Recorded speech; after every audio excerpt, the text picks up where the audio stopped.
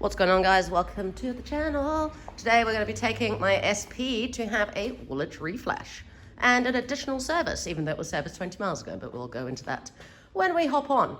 I'm taking the bike down to Steve Jordan Motorcycles, which are based in Leatherhead. We're based in Dorking, so it's not too far a trek, which is lucky for me because it has been raining all morning and I'm suffering from quite horrendous flu. So we'll see how this goes.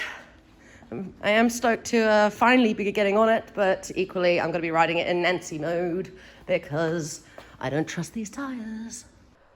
Okay, I am hot, I'm uncomfortable, I'm carrying heavy oil on my back, and I've got the sniffles. Nonetheless, very excited to jump on this bad boy.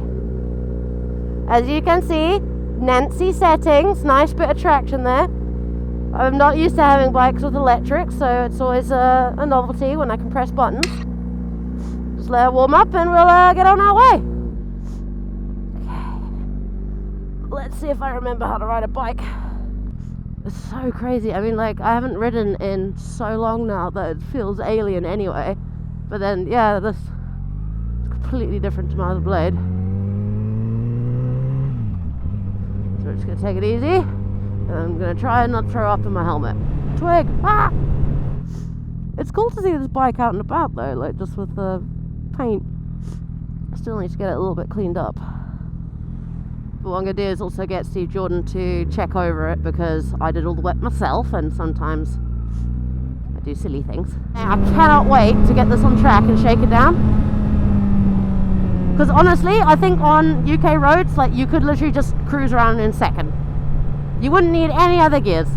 This does like 130 in a second. It's ridiculous.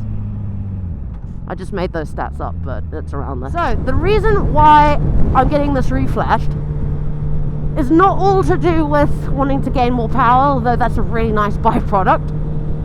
It's more to do with the fueling side of things.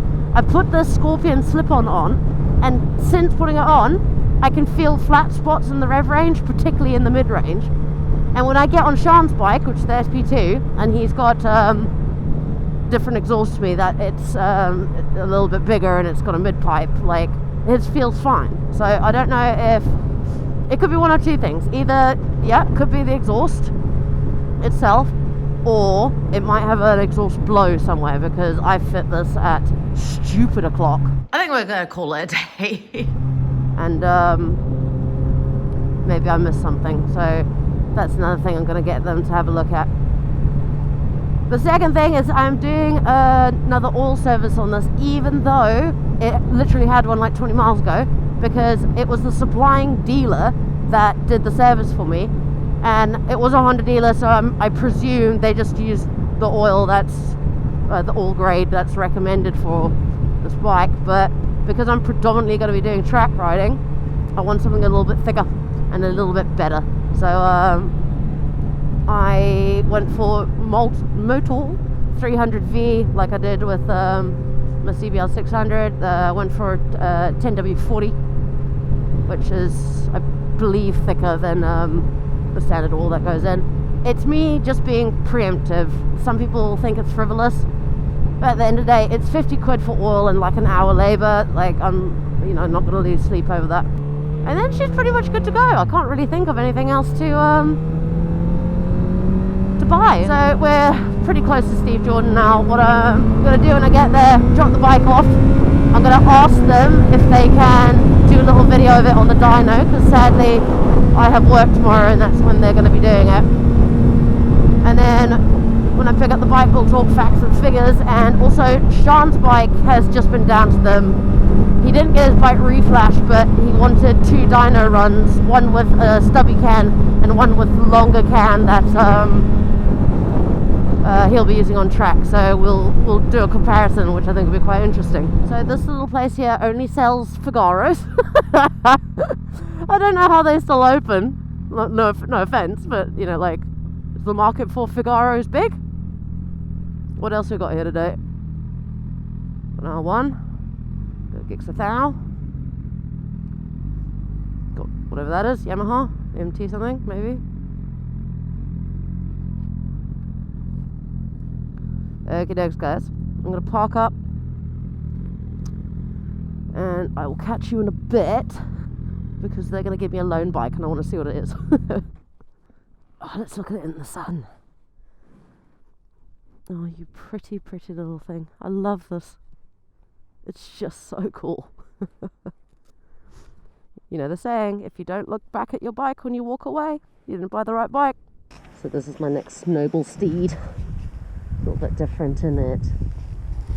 You want a review on an SV? Anyway guys, I'm going to ride back to work. And the next time you see me, we will be updating what sort of numbers that bad boy makes in a bit.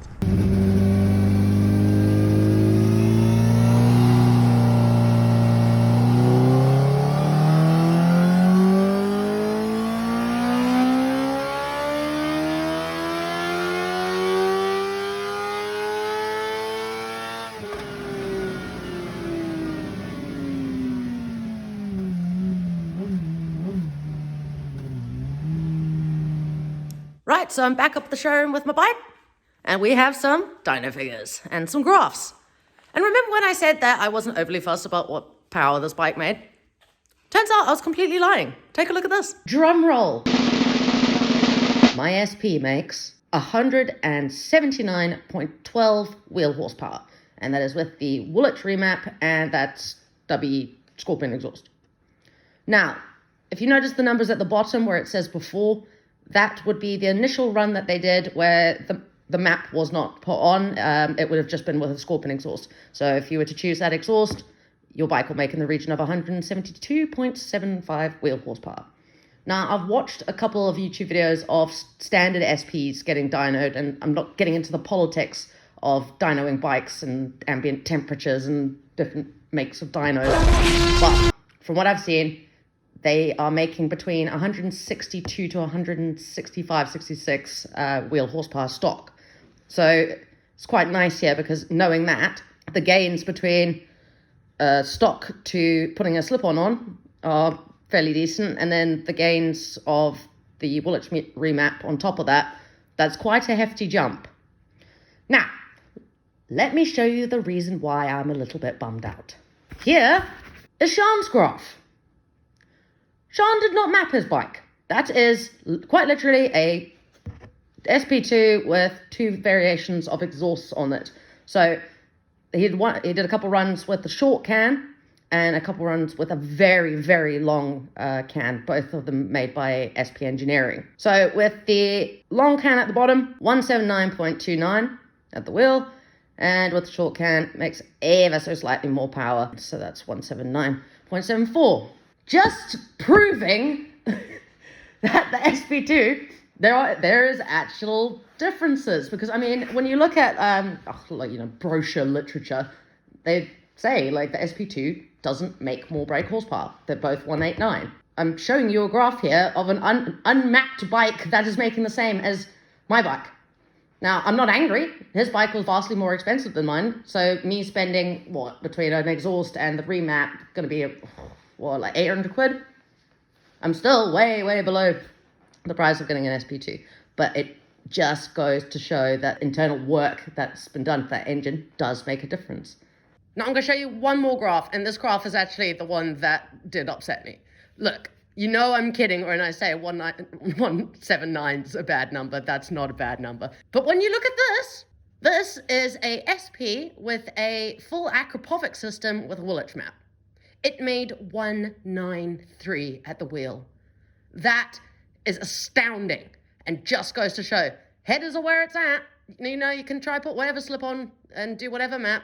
You're not going to get near top numbers unless you do the full exhaust system. So, well done, Jenny or Jerry, or I can't really read the name at the bottom there. You have won the dyno graph game. One good thing that's come from this is these bikes are indeed very similar power, almost identical. Usually when Sean and I go on track days, he's on his R6 and I'm on my CBR1000. His R6 genuinely was considerably more powerful than my CBR was, but the CBR was so good at handling that I still managed to hold my own. And we almost had identical lap times as well. Now we're on an even playing field. I am coming for you, son. Lovely. The only thing that this has that I don't is the Marchesinis. So unless they are going to be radically better on turn-in, I still think I stand a chance. So there you go, guys. 179 at the wheel. Can't be mad at that. Catch me in the next video because we'll actually take the SP out and see if this map has solved the aforementioned issues that I discussed. And also, I'm going to do a little video with my Black Edition, the forgotten unsung hero. Thanks so much for watching. Catch you in the next one.